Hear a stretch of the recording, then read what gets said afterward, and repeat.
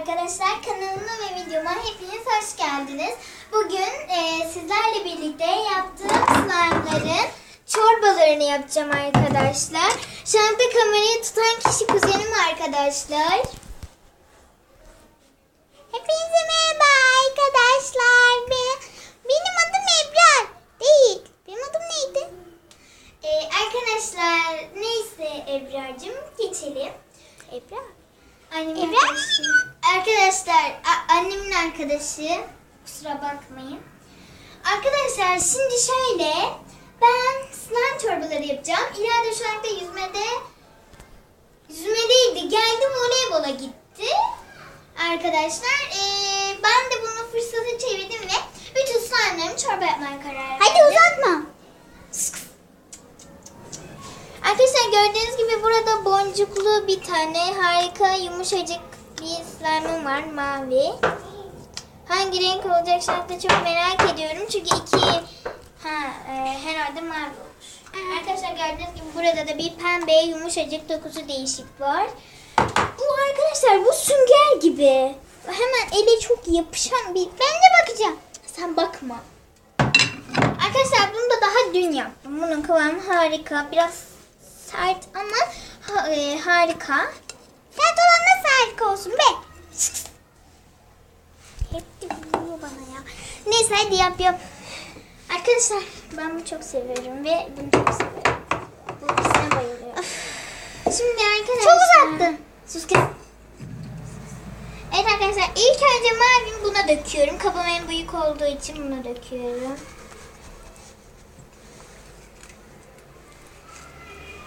Yapma. Karıştırdı. Evet arkadaşlar ilk önce mavimin üzerine katıyorum. En son pembeyi katacağım. Pembeyi de katmak istemiyorum ama arkadaşlar. Sus be, hepsini katacaksın. Sen sussana Ebrar. O da arkadaşlar Ebrar Nur. Bırak. Arkadaşlar bunu hiç karıştırmak istemiyorum. Çünkü resmen en güzelleri gördüğünüz gibi bu. Hem de ele de kolay Kameradan yapışıyor. rengi gri gibi. Arkadaşlar bunun rengi mavi değil ki. Bunun rengi grimsi bir şey. Bence de. Mavi diyorsun. Kamerayı sana bırakıp gidebilir miyim? Hayır, gidemezsin. Arkadaşlar şimdi griyi de kattım. Gri çünkü bu. Şimdi keşfettim. Ya bu çok sert ya. Sert yumuşağı birleştirdim. Bırak yardım edeyim. Ya istemiyorum İrem diyorum ya. Ağzına alışmış. Ya sus. Bir şey söyleyeceğim. Senin kendi adına niye ağzına alıştı? Sen hep İrem mi diyorsun İlayda? Hayır. Sus. Bir sussana. Konuşmaya yollarım seni. Neyse ne?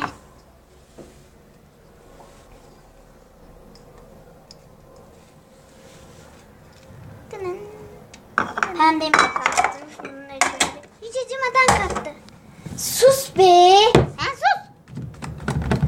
Ya gerçi birini hiç katmak istemiyordum. Çünkü hani annem onu çok seviyordu ya. Hepsiyle oynar. Ama olmaz ki. Ya katı ya da daha sıvı bir hale gelirse ne yapacağınız? Arkadaşlar biz bunu yapıp geliyoruz.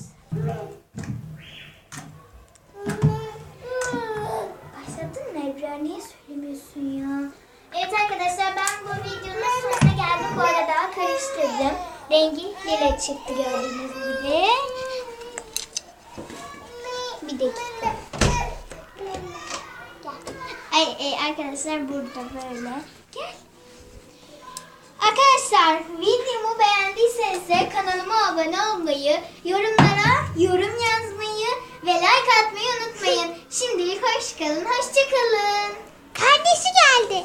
Ebrar.